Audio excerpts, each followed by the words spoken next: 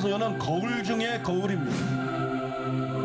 여러분들이 올바른 마음가짐으로 산상수훈 말씀을 들으면 매 시간이 새로워지는 시간이 될 것입니다.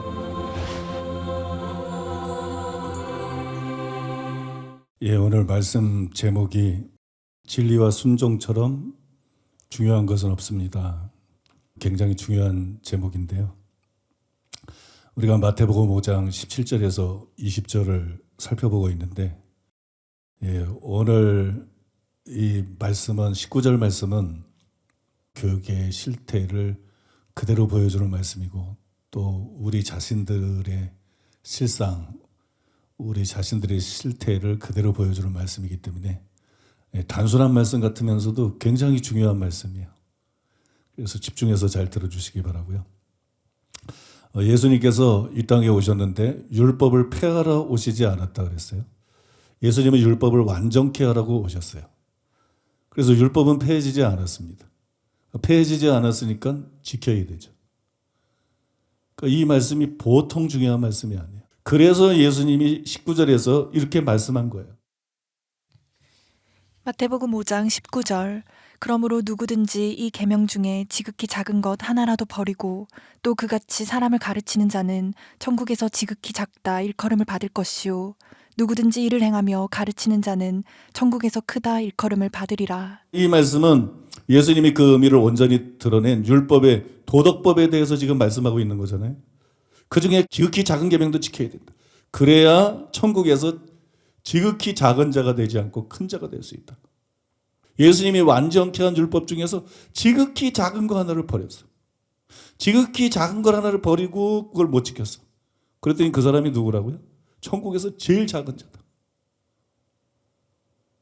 이 사람이 천국에서 제일 작은 자예요. 그러니까 믿기만 하면 뭐 말씀 들어서 살지 않아도 천국 간다. 그거는 도대체 어느 나라 성경을 본 거야?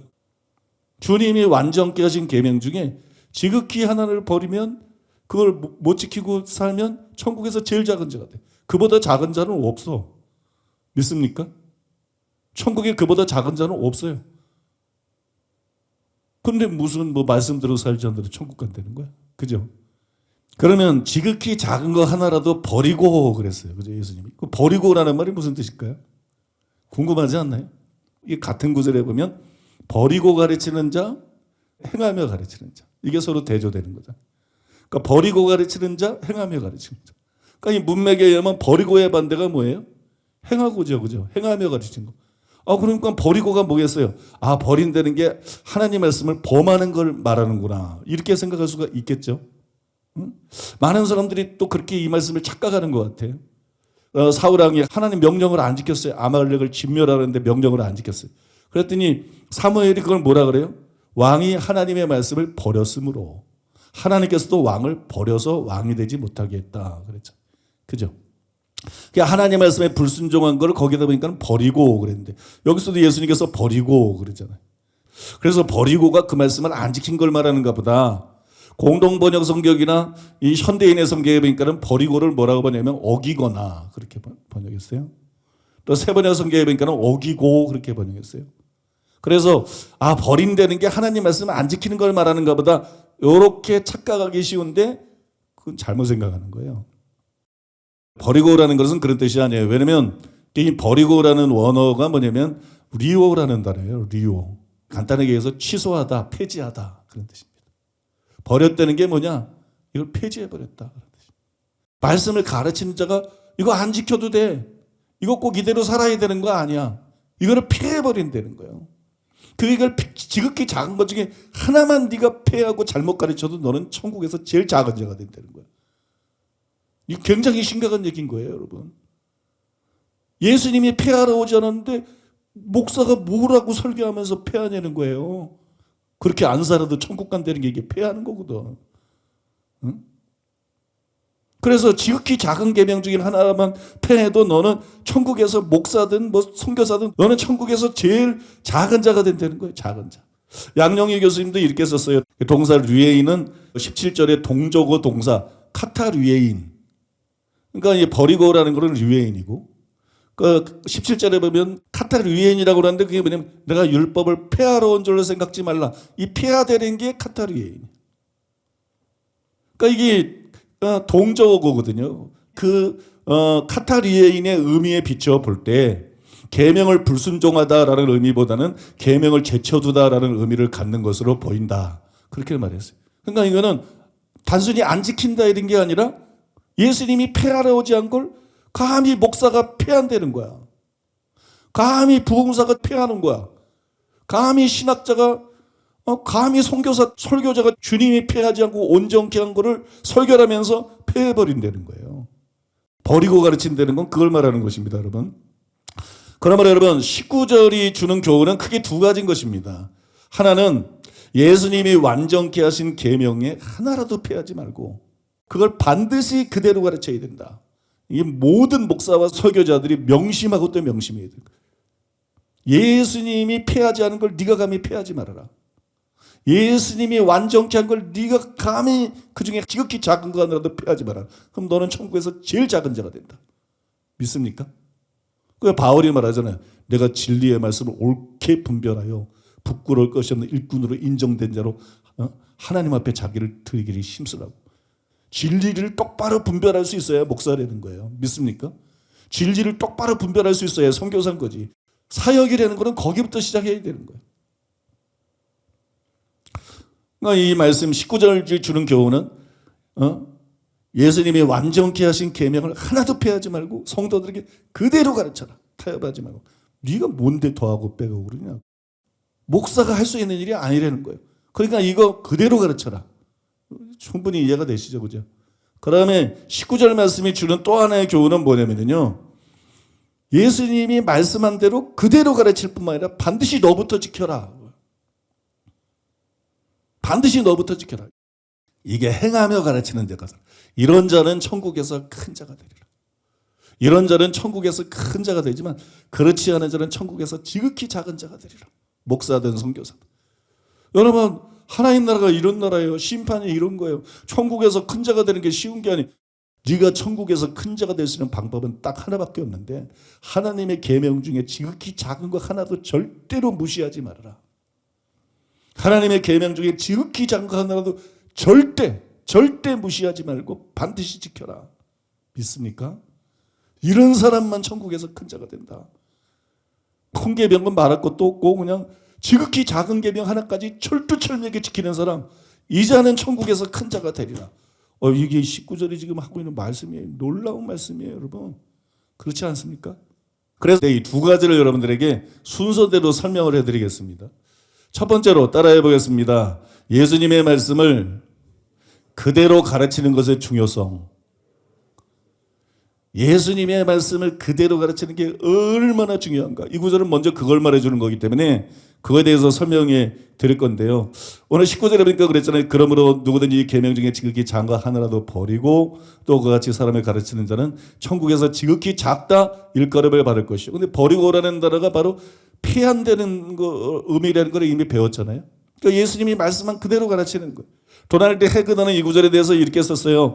지극히 작은 자라는 말은 아마도 생전에 율법을 준수하기는 하였으되 예수님께서 해석해 주신 차원까지는 도달하지 못했거나 아니면 다른 사람들에게 그러한 차원의 가르침을 펴지 못한 사람들을 가르칠 것이다.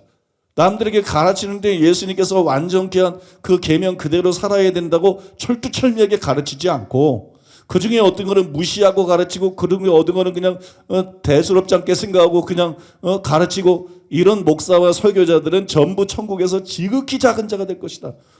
목사가 제일 중요한 거는요. 주님이 말씀을 무슨 말씀인지를 이해하고 그걸 가감없이 전달하는 거예요. 그거 하라고 목사 세운 거예요. 믿습니까? 목사가 뭐냐? 메신저인 거예요. 전달자. 하나님의 말씀 분별하고 그 올바로 전하는 게 목사의 사명인 거예요. 그게 제일 중요합니다.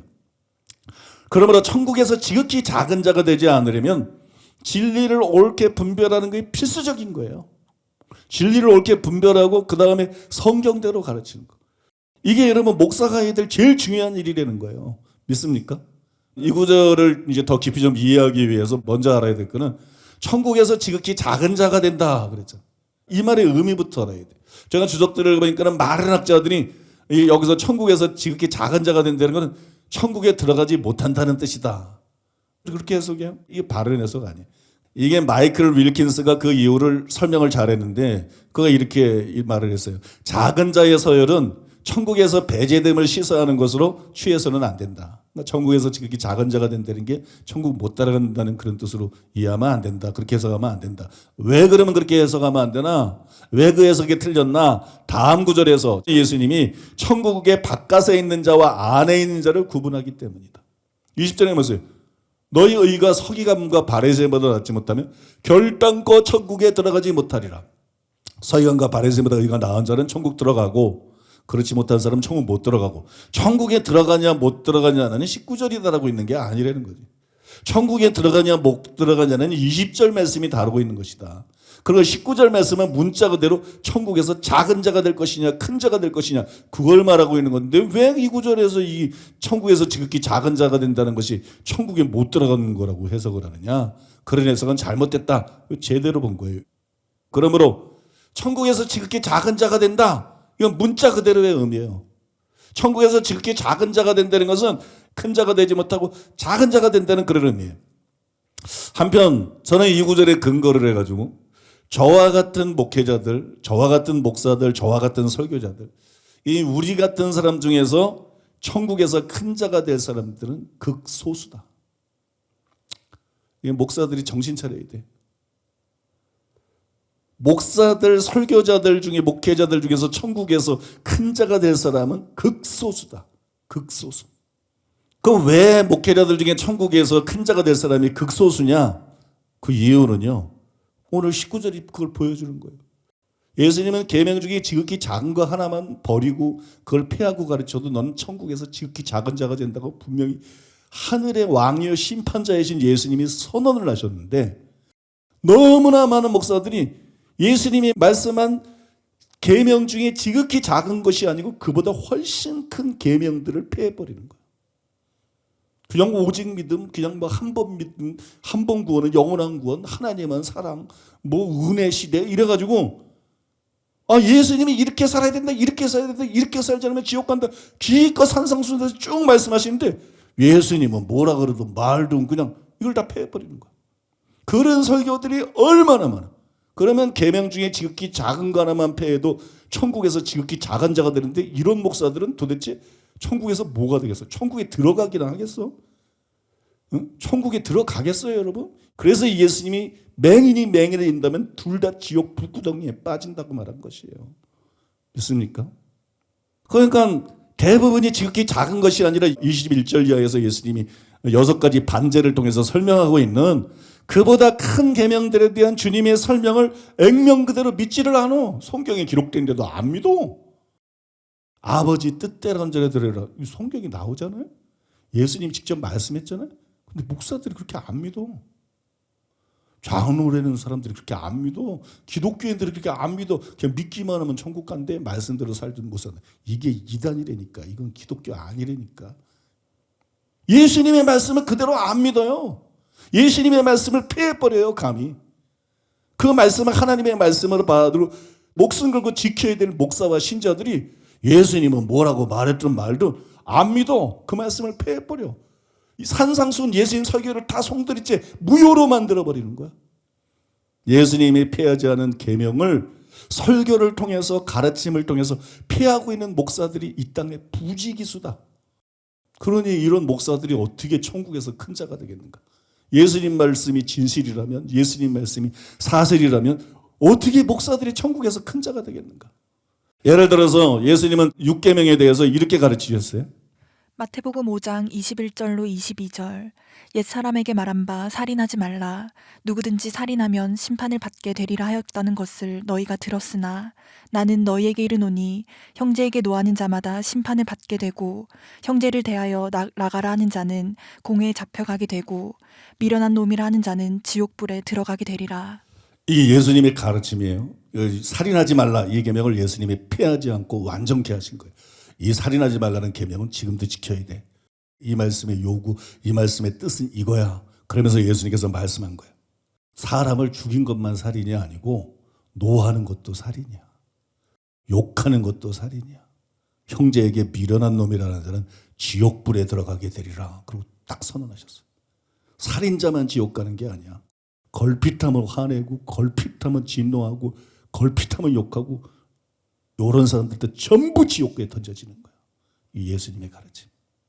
그러면 여러분 목사들 중에 과연 몇 명이나 몇 퍼센트나 살인이 살인일 뿐만 아니라 분노도 살인이다. 욕하는 것도 살인.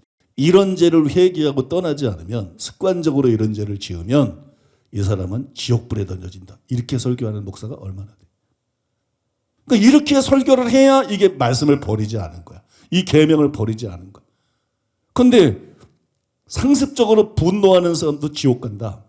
상습적으로 욕하는 사람도 지옥 간다. 그 화내는 것 쉽게 생각하면 안 된다. 그 욕하는 거 쉽게 생각하면 안 된다. 그러면서 성도들이 이 죄를 회개하고 천국 가도록 가르치는 목사가 목사 중에 몇 프로나 되냐고요, 여러분. 목사는 절대로 욕쟁이가 될 수 없어. 미성숙한 목사는 욕할 수도 있어. 그러나 진짜 목사라면 즉각 회개하고 자꾸 고치지. 여러분 욕하면서 살지 않아. 욕쟁이 할머니는 있을 수 있어도 욕쟁이 목사는 없습니다. 그건 목사가 아닙니다. 그건 기독교인도 아닙니다. 욕쟁이 기독교인은 없어요, 여러분. 이해가 되십니까, 여러분? 욱하는 사람들이 있어. 그런데 기독교인은 온유한 자예요. 팔복의 사람이에요. 그런 성격을 다스리는 자예요. 믿습니까? 옛날에 욕쟁이 부흥사들 얼마나 많았어요. 저게 설교를 들어보면 조폭이 강대성에 올라와 있는 건지 저게 목사가 와 있는 건지 세상 사람 보기 부끄러워. 얼마나 교회가 타락하면 교회가 이렇게 됐겠어요, 여러분. 도대체 예수님 말씀을 뭐로 여기는 거야? 응? 예수님이 미련한 놈이라는 사람 지옥 불에 들어가는데 무슨 목사가 걸핏하면 욕을 해. 얼마나 많은 목사들이 하나님의 말씀을 피하고 있느냐고요. 자기를 합리화하면서 두려움 없이 주님의 자리를 꿰차고 앉아가지고 교만해져가지고 하나님의 말씀을 피하고 있는가. 그 다음에 예수님은 제7계명에 대해서 이렇게 가르치셨어요. 마태복음 5장 27절로 30절. 또 간음하지 말라 하였다는 것을 너희가 들었으나 나는 너희에게 이르노니 음욕을 품고 여자를 보는 자마다 마음에 이미 간음하였느니라.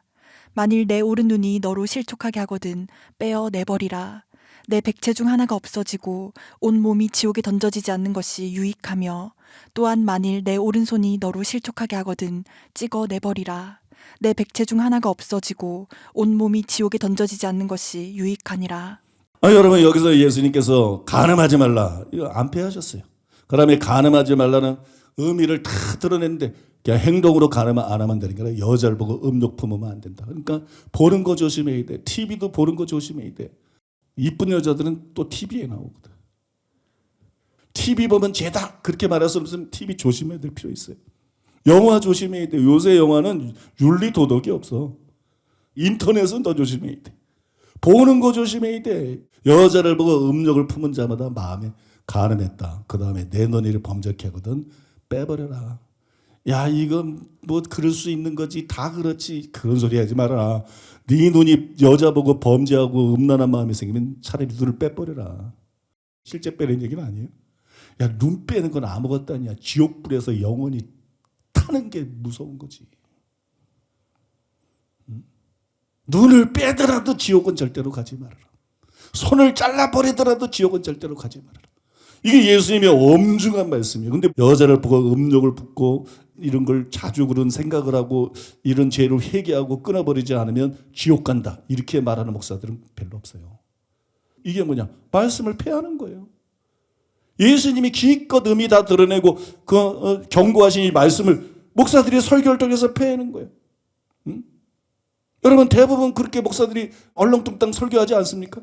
그러니까 여러분 그냥 장로도 안수 집사도 그냥 성도들도 마음속에 탐욕과 음심이 가득해서 지옥의 자식인데 다 친구들은 천국 간다고 생각하는 거야.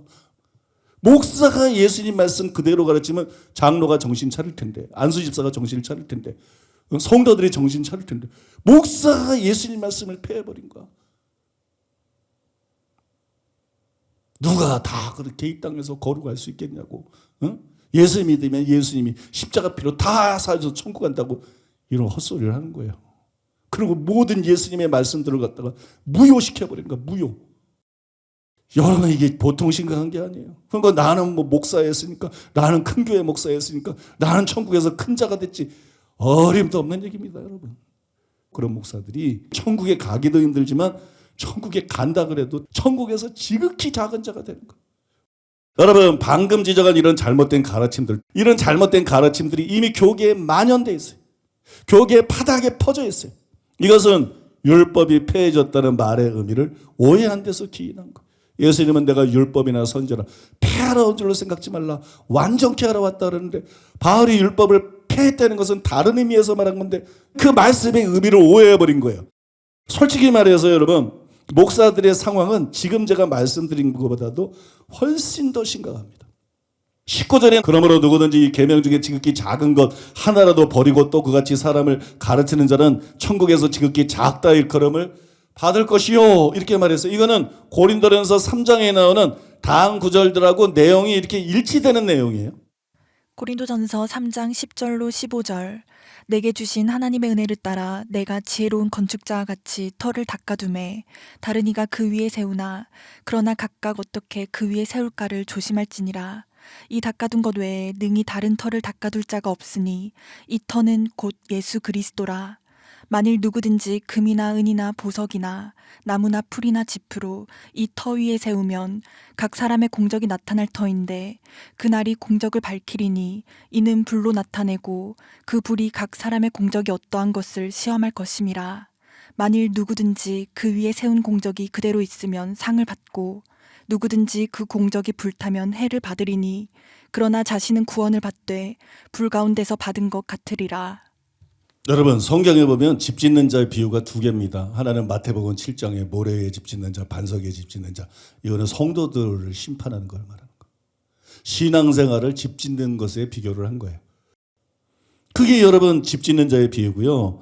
고린도전서 3장에 또 집 짓는 자의 비유가 나와요. 이거는 신자의 심판이 아니라 목회자의 심판에 대해서 비유를 하는 거예요. 모든 목회와 사역을 집 짓는 데 비유한 거예요. 그런데 이제 예수님의 관점을 또 보세요. 야, 너 목회와 사역에서 제일 중요한 게 뭔지 알아? 몇 명 전도했냐? 네 교인이 몇 명이냐? 몇 평 교회를 지었느냐? 어? 헌금이 얼마나 나오냐? 너 교단 총회장 했냐? 이런 거 아니야. 그런 건 주님 앞에 아무 의미가 없어. 예수님의 관심은 뭐냐면 너 설교 어떻게 했는데? 넌 복음을 뭐라고 생각하냐? 넌 신앙생활을 어떻게 해야 된다고 생각하냐? 넌 어떤 사람이 천국 간다고 생각하냐? 두 종류의 목회자가 있는 거예요. 금이나 은이나 보석으로 집 짓는 자가 있어요. 근데 그 금은 보석이 뭐냐는 거예요. 여기 말하는 금은 보석이 뭐냐? 주의 말씀은 내게 천천 금은보다 귀하다. 여러분, 금보다 보배로운, 은보다 보배로운, 어떤 보석보다 보배로운 진리를 말하는 거예요. 진리는 섞인 게 없어요. 여호와의 율법은 순전하다고 말하잖아. 하나님의 말씀은 순전하다고 성경이 선포하고 있잖아. 진리는 그런 거야. 금이나 은이나 보석으로 집을 짓는다는 것은 진리를 옳게 분별했다는 거예요. 올바른 하나님의 말씀을 깨달아가지고 그걸 설교하면서 성도들을 회개시키고 성도들을 믿게 만들고 성도들을 올바로 신앙생활하게 만들고, 이게 금이나 은이나 보석으로 집을 지은 것이. 나무나 푸른 집이 널린 거야. 그냥 아무 데서 얻을 수 있어. 그냥 강해 설교집이나 좀 보면 되고, 분별력도 없이 그냥 유명한 사람이 말했으니까 진짜인가 보다, 교단에서 말하는 게 진리인가 보다. 어떻게 해야 구원을 받고 어떻게 해야 천국 가는지를 제대로 모르고 그냥 오직 믿음이라고 그냥 앵무새처럼 떠들어대고 그냥 한 번 구원은 영원합니다. 이게 나무나 풀이나 짚으로 집을 짓는 거야. 순전한 하나님의 말씀이 아니야. 장로교 교리 잘못된 거예요. 이단은 아니야. 우리 형제들이야. 근데 너무 많은 부분이 잘못됐어. 너무 위험해. 그거를 신앙생활 똑바로 하기는 참 힘들어. 열심히 하는 사람 빼놓고는. 일부 빼놓고는. 목회자 심판의 핵심은 그거예요.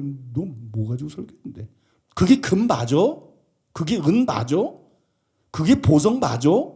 그게 천천금은 같은 정말 하나님이 말씀하고 있는 순전한 진리야? 아니면 그건 나무 아니야? 풀 아니야? 집 아니야? 너 그런 거로 목회하고 그런 거로 선교한 거 아니야? 여러분 이해가 되십니까?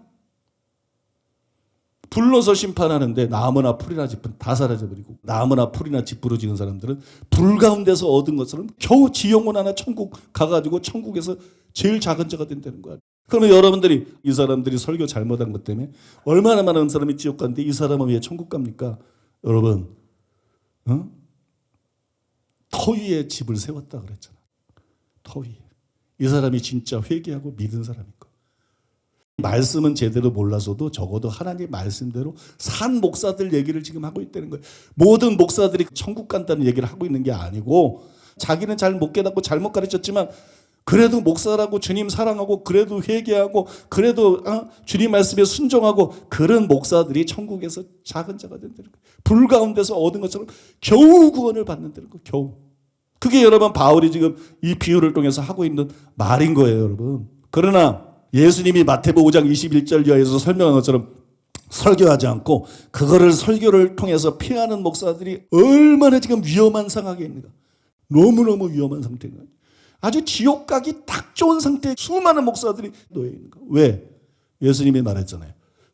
너희 의가 서기관과 바리새인보다 낫지 못하면 천국 절단코 천국까지 못하리라. 근데 서기관과 바리새인보다 나은 의는 예수님이 피하지 않고 예수님께서 완전께서 그 의미를 드러낸 살인하지 말라, 간음하지 말라, 맹세에 대한 거, 동해복수법에 대한 거, 원수사랑에 대한 거 이거를 지키는 거야. 이걸 예수님이 말씀한 대로 지키는 거야. 바리새인들이 알고 이해한 대로 지키는 게 아니라 예수님이 설명한 대로 지키는 거야. 이게 서기관과 바리새인보다 나은 의야.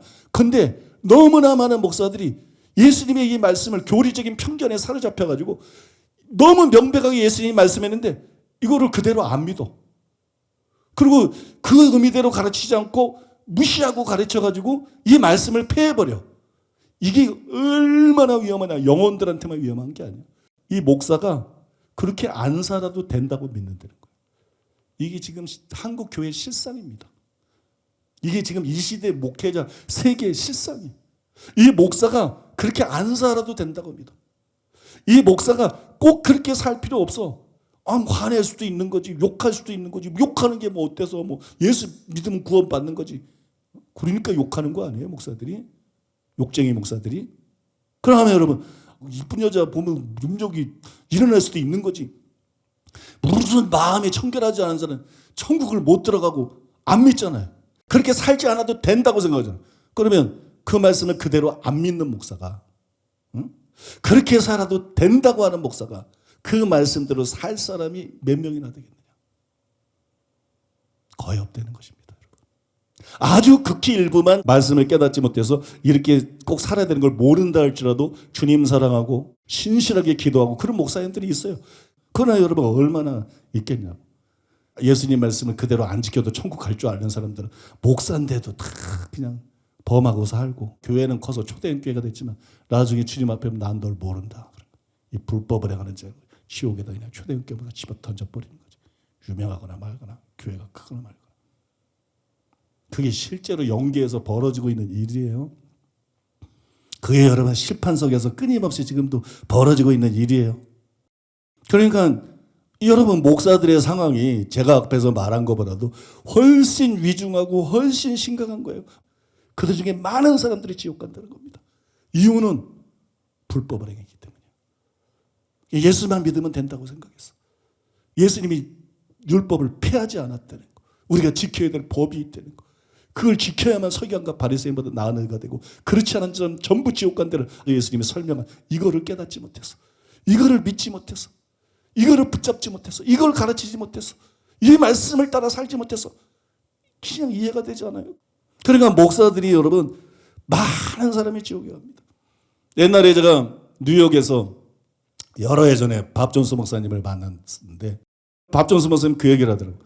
본인이 지옥에 갔다 온 얘기를 하는데 그냥 수를 헤아릴 수 없는 목사들이 지옥에 와서 형벌을 받고 심판을 받고 있는데 그래서 내가 밥 존스 목사님 보고 그랬어요. 목사님 그 왜 목사들이 이렇게 지옥에 많이 가 있습니까? 밥 존스 목사님 때문에 뭐냐면 말씀을 잘못 가르쳤기 때문이다.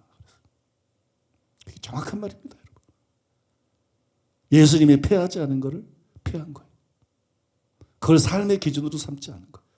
열심히 설교하고 열심히 신방하고 열심히 기도하고 목회했는데 주님 말씀 따라 살지 않은 거. 불법을 행하는 자가 돼버린 거. 하나님 말씀을 바르게 가르치지 못했다. 하나님의 말씀을 잘못 가르친 죄로 무수한 목사들이 지옥에 와 있다. 소경이 소경이 된다면 둘 다 구렁텅이에 빠지시라. 윤석전 목사님이라고 저 동네 서울 저 동네 가면 궁동이라고 가면 그 연세중앙교회 그 큰 교회 있잖아요. 그 목사님이 늘 하는 얘기가 뭐예요? 지옥의 목사들이 얼마나 많은지 모른다. 목회자 세미나에서 수천 명 목사님 모이는데 사모님들 앞에 늘 하는 얘기가 뭐예요? 목사라고 천국 간다는 게 성경에 어딨냐? 사모라고 천국 간다는 게 어딨냐? 그분들 자기 경험이거든. 지옥에 가니까 너무 목사들이 많더라. 지옥에 있는 목사들이 너무 많다. 여러분 사실입니다. 너무나 많은 목사들이 지옥에 갑니다. 그러니까 여러분 진리를 옳게 분별하는 거, 그 다음에 성경대로 바르게 가르치는 거, 이거는 여러분 성도들을 위해서도 필요한 일이지만 목사 스스로를 위해서 너무나도 중요한 일인 것입니다. 이제 여러분 모두 맹인이 인도하면 둘 다 구렁텅이에 빠진다. 이 말씀이 절감이 되실 거예요. 예수님이 둘 다라 그랬어요. 둘 다 구렁텅이에 빠지리라. 여러분 소경의 인도를 받는 사람도 소경의 설교를 듣고 계속 신앙생활을 한 사람도 수많은 사람이 지옥 가. 근데 예수님은 둘 다라 그래서 천국 가는 길을 진리를 옳게 분별해서 바르게 가르쳐야 되는데 그 천국 가는 길을 바르게 가르치지 못했어요. 그 목사도 지옥이야. 믿습니까? 그 목사도 지옥행이에요. 여러분 이게 얼마나 두려운 일이에요. 그래서 아더 핑크는 탄식을 하면서 경고합니다. 탄식하면서 경고하기를 이렇게 경고했어요. 마태복음 5장 19절을 그 표면적인 의미로 해석한다 할지라도 그 말씀은 하나님의 계명에 순종하는 것이 참으로 중요하다고 강조하고 있으며 불순종에 대해서는 지극히 엄숙하게 경고해주고 있다. 그러나 바로 이 점에 있어서 현대 기독교 사회는 지극히 큰 잘못을 범하고 있는데 여기에 대한 책임은 주로 설교자에게 있다. 스스로 그리스도의 사역자라고 자처하는 많은 사람들이 그 계명을 어기고 있을 뿐만 아니라 그들은 그들의 청중들에게 바로 그와 같이 행하라고 공개적으로 가르치고 있다. 그리고 이것은 하나님의 계명 중 지극히 작은 것이 아니라 하나님의 율법의 가장 근본적인 것이다. 그러한 사람들이 이 구절을 깨닫게 된다면 자기들의 죄악의 극악성을 인식하고 주님을 기쁘시게 하리라고 생각한다. 예수님은 지극히 작은 계명 하나라도 버리고 사람을 가르치면 천국에서 지극히 작은 자가 될 거다 그랬어요. 근데 수많은 목사들이 그보다 훨씬 더 큰 계명을 버려. 살인하지 말라. 아까 소개했잖아요. 간음하지 말라. 예수님이 소개했죠. 그거 10계명에 나오는 거야. 계명이 613가지라 그러는데 그 중에 10가지 엄선해서 하나님이 바위에다가 돌판에다가 직접 손으로 써준 거야. 그게 10계명이야. 그죠? 그게 작은 계명이에요? 큰 계명입니다. 믿습니까? 지극히 작은 계명 하나를 버리고 가르쳐도 천국에서 이 사람보다 작은 사람이 없어. 천국에서 지극히 작은 자가 돼. 그런데 살인하지 말라는 계명을 버리고 제대로 안 가르쳐. 살인하라고 말하진 않지. 근데 분노하는 것도 살인이야. 욕하는 것도 살인이야. 이 껄핏하면 분노하고 껄핏하면 욕하고 너 욕 그거 안 끊어버리고 그러면 넌 지옥에 가. 그래서 회개하고 이거 끊어버려야 돼. 이래야 이걸 안 버린 거거든. 이 계명을. 여자를 보고 음욕을 벗는 거 조심해야 돼. 그런 의미에서 TV도 조심해야 돼. 그런 의미에서 영화도 조심해야 돼. 그런 의미에서 인터넷도 조심해야 돼. 그런 것에 마음 뺏기고 그 죄 가운데 살면 너는 지옥이야. 너는 지옥을 절대로 피할 수 없어. 너는 지옥에서 영원히 형벌을 받게 될 거야. 이렇게 가르쳐야 그걸 안 버린 거예요. 마음의 청결한 자가 되지 않으면 천국에 들어갈 수 없어. 그래서 마음의 청결한 자가 되어야 돼. 이렇게 가르쳐야 이게 이 계명을 안 버린 거라고. 그런데 얼마나 많은 목사들이 지극히 작은 계명이 아니라 이런 큰 계명들을 다 버리고 안 가르치잖아. 이런 큰 계명들을 다 피하고 있잖아. 이 사람 천국 가겠어요? 지옥 가겠어요? 한번 생각해 보세요. 여러분. 지극히 작은 계명 하나 버리고 가르치는 자가 천국에서 지극히 작은 자가 될 이런 큰 계명들을 목사들이 막 버려. 얼마나 이 정신없는 목사들이 많은지 몰라요. 그럼 자기 자신이 그게 삶의 기준이거든. 자기도 그렇게 살아도 된다고 생각하는 거예요. 그럼 그런 죄들하고 안 싸우는 거예요. 그러니 여러분 수많은 목사들의 운명이 어떻게 될 건가? 예수님 율법을 완전케 가르치는 이걸 누가 가르쳐야 돼? 목사들이 가르쳐야지. 설교자들이 가르쳐야지. 예수님이 보니까 이게 걱정이 되는 거야. 그 예수님이 경고하시는 거야. 이 계명, 내가 완전케 한 계명. 이런 작은 거 하나라도 다 버리지 말고 그대로 전하고 너 이거 다 지켜야 돼. 너 이거 이 말씀대로 살아야 돼. 그래야 네가 천국에서 큰 자가 돼. 19절 말씀이 그거예요 지금. 그렇게 말씀하고 있는 거예요. 근데 아더 핑크 때뿐만이 아니고요. 지금도 상황이 나아졌느냐? 안 나아졌어. 이 아더 핑크는 우리보다 약간 앞시대 사람인데 그 당시 교계 문제를 설교자들이 문제다. 잘못 가르치고 있다. 이 탄식인데 지금도 상황이 나아지지 않았어요. 한국 교회와 전 세계 교회들이 대부분 상황이 비슷합니다. 그런 면에서 도널드 헤그더의 말이 굉장히 중요한 것 같아요. 도널드 헤그더가 이렇게 말했어요. 2절에 두 차례에 걸쳐 첨가된 디닥세, 가르침이라는 단어는 제자들의 사명이 단순히 예수께서 해석하신 대로 율법을 준수할 뿐만이 아니라 그것을 다른 사람들에게 열심히 가르쳐야 한다는 것을 강조하고 있다. 마태복음에서는 가르침이 특별히 강조되고 있으며 이 복음서 저자는 그것을 자신이 속한 교회가 행하여야 할 가장 중요한 일로 생각했음에 틀림이 없다. 하나님의 말씀을 정확하게 알 뿐만 아니라 그거 가르쳐야 된다. 너만 알면 안 된다. 이게 생명의 말씀인데, 이게 영생의 말씀인데, 이게 물 빠진 사람에게 줄 던져주는 건데 너만 알면 이걸 가르쳐야 된다. 그러면서 마태가 어떻게 생각하냐, 마태 자신을 포함해서 목회자들의 사명, 우리 설교자들의 사명이 뭐냐, 이 예수님이 가르쳐 주신 이 올바른 진리를 전하는 거, 이거보다 중요한 건 없다. 이 예수님의 말씀을 액면무대로 인정하고 깨닫고 이 말씀을 그대로 사람들에게 전하는 거, 목회자의 사명은 이거보다 중요한 게 없다. 그런데 여러분, 그렇게 성경을 가르치는 설교자들이 얼마나 적어요. 너무나 적은 것이에요. 그래서 교회 안에서 너무나 많은 사람들이 목사 제대로 만났으면, 제대로 된 설교 들었으면 회개하고 천국 갈 사람이 평생 교회에서 충성하고 지옥에 가버리는 거예요. 그러니 여러분, 설교가 너무 중요한 거예요. 그리고 교회의 선택은 너무 중요한 거예요. 여러분 믿습니까?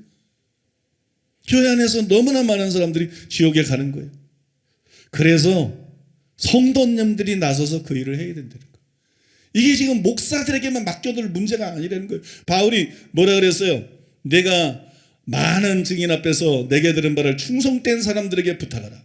그들이 또한 다른 사람들을 가르칠 수 있으리라. 성도인데 다른 사람을 가르칠 수 있을 것이다. 그들에게 부탁해라 그러잖아요.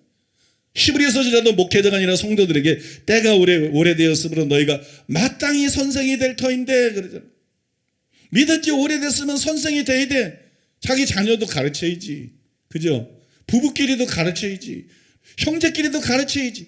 친구도 가르쳐야지. 이웃도 가르쳐야지. 직장 동료도 가르쳐야지. 그렇지 않습니까 여러분? 목회자만 가르치는 거 아니에요. 여러분이 예수 믿은 지 오래됐으면 마땅히 선생이 되어야 된다는 거예요.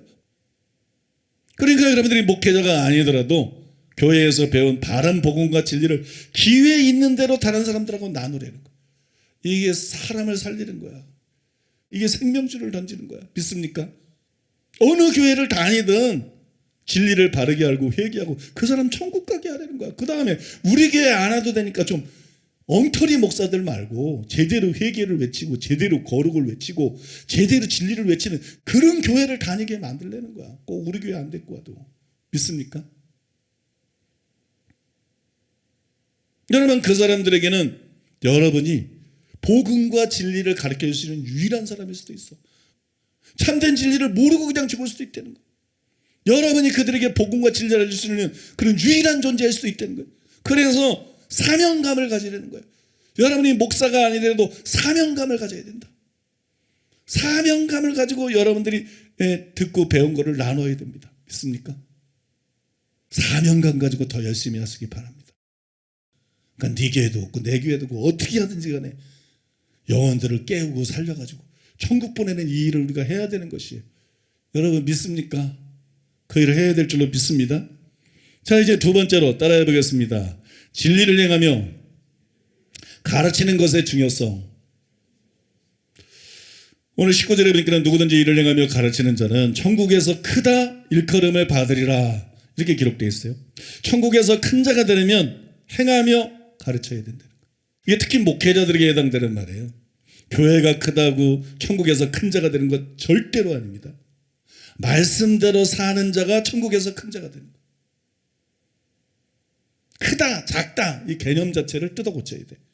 크다 그러면 높은 지위, 작다 그러면 낮은 지위, 그건 세상 개념이에요. 크다 이게 뭐예요? 성경에서 크다는 성숙의 개념이에요. 성경에서 크다는 예수님을 닮는 개념이에요. 성경에서 제일 큰 자는 예수님이에요. 믿습니까? 예수님을 닮는 게 크는 거야. 예수님처럼 사는 게 큰 거야. 믿습니까? 천국의 잣대는 그거예요. 그러니까 큰 교회 목사라고 천국에서 절대로 크질 않아요. 하나님 말씀대로 사는 자가 천국에서 큰 자가. 찰스 스펄전이 그런 말을 했잖아요. 그리스도 나라의 귀족은 순종에 의해서 결정이 된다. 우리가 다 도전받아야 돼. 그래서 여러분, 목회자들이 반드시 행하며 가르쳐야 되는 거예요. 그렇다고 이 말씀이 성도님들하고 무관하냐? 무관한 거 아니에요. 왜냐하면 성도님들도 말씀을 행하는 자가 천국에서 큰 자가 되는 겁니다. 믿습니까? 장로가 큰 자가 되고 권사가 큰 자가 되는 거 아니에요. 헌금 많이 했다고 큰 자가 되는 거 아니에요. 여러분, 천국에서 큰 자가 되는 거는 말씀 행하는 성도가 천국에서 큰 자가 되는 거예요. 그래서 지금부터 하는 말을, 이거는 목사님들에 대한 얘기야, 목회자에 대한 얘기야, 이렇게 듣지 말고 이게 다 나에게 하는 얘기고 이게 다 나에게 해당되는 얘기다. 자기에게 하는 말로 심각하고 진지하게 들으시기를 바랍니다.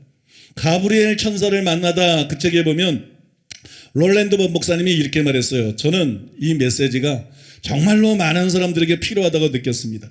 가브리엘 천사는 영적인 연구에는 몰두하지만 그 내용을 행하는 일에는 소홀한 사람들이 있다고 덧붙였습니다. 그들은 계속해서 새로운 것만을 찾아다니고 연구하려고만 합니다. 모든 학자들이 그렇지는 않지만 많은 학자들이 그런 것 같아요. 행하는 데는 관심이 없고 여러분 연구만 하는 거, 이거 잘못된 거예요. 여러분, 실제로 이것이 여러 목회자들의 실성이에요. 연구는 열심히 하는데 말씀대로 살려고 하지 않는다. 목회자들은 설교를 해야 되기 때문에 어느 정도는 연구를 할 수밖에 없죠. 근데 행하는 일은 등한히 하기가 쉽다는 거예요.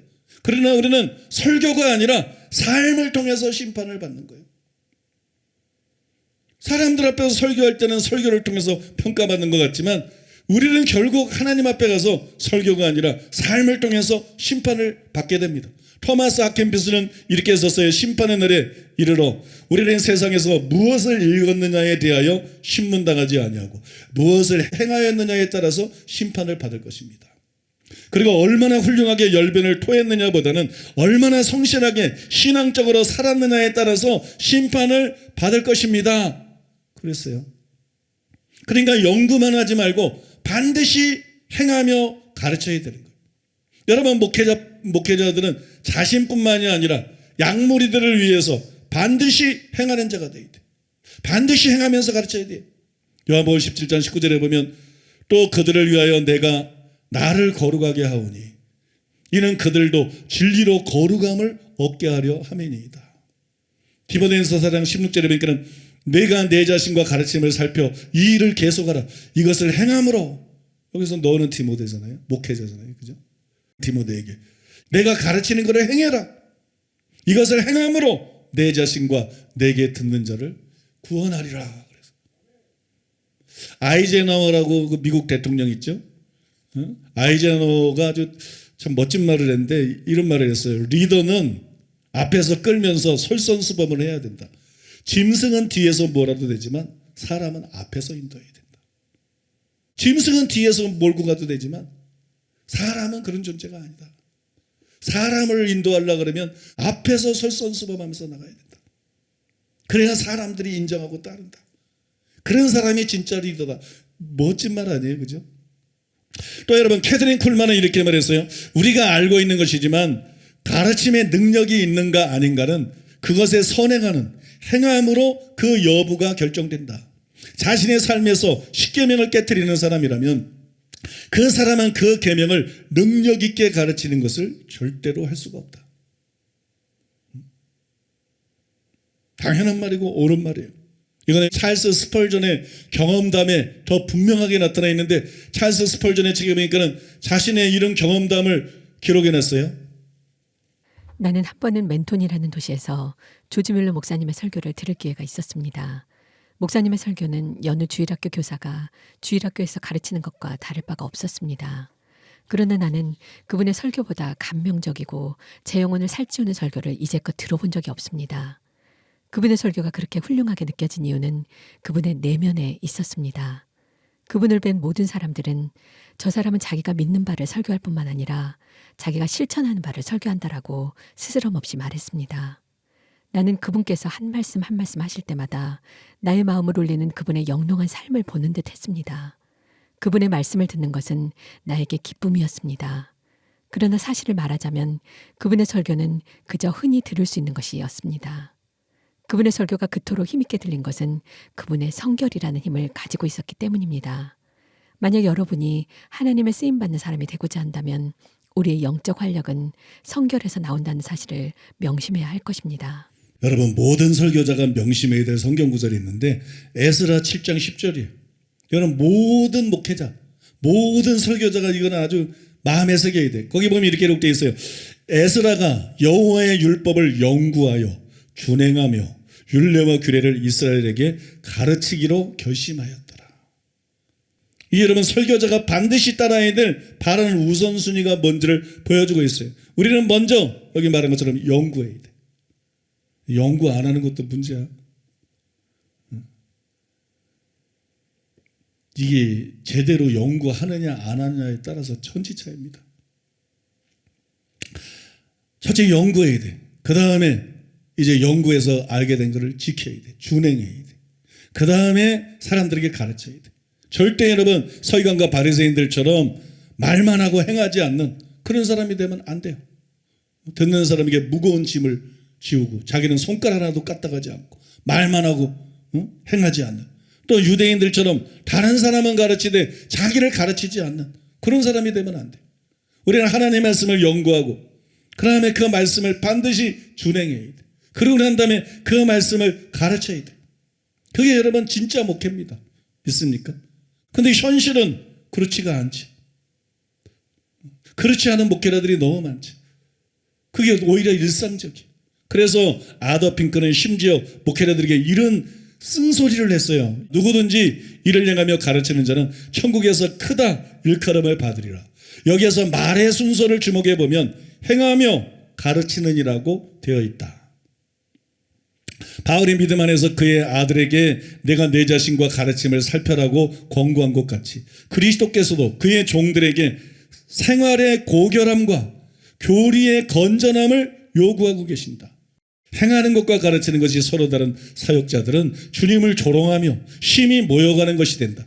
만약 우리의 생활이 우리의 설교와 반대가 된다면 복음을 전파하는 일을 전적으로 그만두는 것이 훨씬 더 나을 것이다. 이 맞는 말이에요. 선생된 자에게 더 큰 심판이 있기 때문에 자기가 전하면서 말씀대로 못 산다 그러면 그냥 목회 안 하고 다른 직업 찾는 게 나은 거지. 그만큼 말씀대로 사는 거는 목회자들에게 필수적인 거라는 거예요. 절대적으로 요구되는 것이라는 거예요. 첫째 연구하고 그 다음에 준행하고 그 다음에 가르치는 거. 말씀대로 우리가 살지 못할 바에는 목회 그만두는 게 낫다. 더 큰 심판이 있다. 행하며 가르치는 자가 천국에서 큰 자가 되는 것이다. 이 시대 이 교회의 어두운 상황들을 가만히 생각해 보면 저는 목회자들에게 집회가 필요하다고 생각해요. 이 목회자들이 바뀌어야 된다. 이 목회자들에게 집회가 필요한데 그 손양원 목사님이 쓴 성경대로 살자 거기 보면 이런 내용이 나옵니다. 순천에 있는 선교사들이 자기들 부흥회 때에 어떤 여성 교사가 인도를 했는데 그 방식은 각각 성경을 읽게 하고 당신은 이 성경을 읽고 하나님의 말씀으로 믿고 또 남에게도 가르치는데 당신은 이대로 하는가? 그러고 물어봤대요.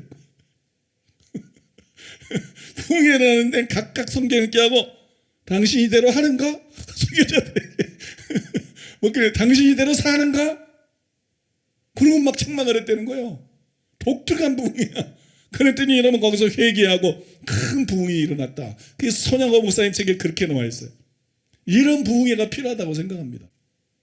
이런 부흥회가 있기는 있어요. 그저 수원에 있는 신돌산 기도원 그 윤석전 목사님이 하는 목회자 세미나. 저는 그걸 굉장히 좋게 평가합니다. 왜? 나도 그 테이프도 듣고 좀 들어봤는데 이 맨날 죄를 책망하는 거야. 맨날 회개하라는 거야. 맨날 정신 차리라는 거야. 그러고 하나님 말씀대로 살라는 거야. 지옥 가지 말고 천국 가라는 거야. 저는 굉장히 감사하게 생각해요. 너무나 감사하게 생각해요. 그런 세미나들이 많이 생겨야 돼. 그런 목회자들이 많이 일어나야 돼. 자, 이제 결론으로 우리는 반드시 진리를 바르게 알 뿐만 아니라 행하는 자가 돼야 돼. 진리보다 중요한 건 없다. 진리보다 중요한 건 없고 순종보다 중요한 건 없다. 믿습니까? 첫째는 진리를 바르게 하는 게 중요하고 둘째로는 그대로 사는 것, 순종이 중요합니다. 이 두 가지가 다야. 진리와 순종. 그래서 우리는 반드시 말씀대로 행하는 자가 되어야 되는데요. 저는 기도의 사도라고 불린 존 하이드의 간증을 소개하면서 이 19절에 대한 설명을 마치고 싶습니다. 좀 긴 내용인데 목회자들에게도 너무 도전이 되는 내용이고 또 모든 성도들에게도 다 도전이 되는 내용이에요. 우리는 다 이렇게 돼야 되는 것이기 때문에 그대로 그냥 소개를 하겠습니다. 당신도 그런 식으로 구원받았습니까? 배 안에서 시작된 영혼의 탐색은 존 하이드가 인도에 도착했을 때까지도 끝나지 않았다. 인도에 도착하고 나서 며칠이 지났을 때 그는 한 선교사가 주관하는 5개 집회에 참석해달라는 초청을 받았다. 그 집회에서 선교사는 예수 그리스도가 우리를 실제로 죄에서 구원해 주시는 구세주라고 소리를 높였다. 존 하이드는 그 메시지가 자신의 심령을 향해 곧장 돌진해 오고 있는 것을 느꼈다. 그런데 예배가 끝날 무렵 한 영국인이 그 선교사에게 다가가 그렇다면 선교사님도 그런 식으로 구원받았습니까? 라고 질문했다. 존 하이드에게 던져진 질문은 아니었지만 그 한마디 질문이 감당하기 힘든 무게로 그의 영혼을 거칠게 몰아댔다. 이에 대해 그는 다음과 같이 말했다. 그 질문이 제 마음의 급소를 찔렀습니다. 왜냐하면 그 사람이 제게 그렇게 질문했더라면 그런 식으로 온전히 구원받았다고 대답하지 못했을 것이기 때문입니다. 저는 제 삶의 죄가 완전히 제거되지 않고 여전히 남아있다는 것을 알고 있었습니다. 그런데 다른 사람에게는 그리스도가 우리를 실제로 죄에서 구해주시는 구세주라고 설교하면서 정작 저 자신은 죄에서 완전히 해방되지 못한 삶을 살고 있다면 그것보다도 그리스도의 이름을 더럽히는 일이 어디에 있겠습니까? 그의 영혼은 철로 역전에 나오는 그대로 절망의 수렁에 빠지고 말았다. 예수 그리스도로 말미암아 완전한 구원을 전파하러 인도 땅에 왔지만 정작 그 자신은 이 완전한 구속이 주는 기쁨을 체험하지 못하고 있었기 때문이다. 그래서 제 방으로 들어와 문을 걸어 잠그고 기도하기 시작했습니다. 저의 모든 죄, 특별히 저를 쉽게 넘어뜨리던 죄를 극복하게 해주시든지 아니면 미국으로 돌려보내 다른 일을 하게 하시든지 하나를 해주시라고 주님께 간절히 구했습니다. 제 삶이 복음의 능력을 체험하기 전까지는 복음을 전할 수 없다고 주님께 매달렸습니다. 그는 모든 죄를 고백하면서 용서를 구했으며 요한일서의 말씀 위에 자신의 영혼을 완전히 내던졌다. 만일 우리가 우리 죄를 자백하면 저는 미쁘시고 의로우사 우리 죄를 사하시며 모든 불의에서 우리를 깨끗게 하실 것이요. 그리고 이 문제를 놓고 얼마간 기도하는 가운데 그의 영혼이 갈보리로 향하는 길, 그 죄를 이기는 승리의 길로 향하고 있다는 것을 깨닫게 되었다. 그러자 하나님께서 존 하이드의 삶을 얽어매고 있는 모든 죄에서 그를 실제로 건져주실 수 있을 뿐만이 아니라 기꺼이 건져주시겠다고 부드러운 음성으로 말씀하셨다. 또한 하나님께서는 그가 인도에서 그분이 세우신 신령한 계획을 수행하게 될 것이라고 보증하셨다. 전능하신 하나님께서 이렇게 말씀하시자 그의 삶이 승리의 기운으로 넘쳐났다. 이에 대하여 그는 다음과 같이 말했다. 하나님께서 저를 넘어뜨리는 모든 죄에서 실제로 완전히 구해 주시겠다고 약속하셨습니다. 이후로 저는 한순간도 이를 의심하지 않았습니다. 하나님께서 제게 승리를 주셨다는 것을 조금도 주저하지 않고 당당히 증거할 수 있게 되었고 이렇게 증거하는 것을 즐거워하게 되었습니다. 또한 저의 구세주이자 주님이신 그리스도의 놀라운 신실함을 모든 사람들에게 선포하는 것을 좋아하게 되었습니다. 이 모든 체험에 대해 말하는 동안 그의 얼굴은 영광의 광채로 빛이 났다.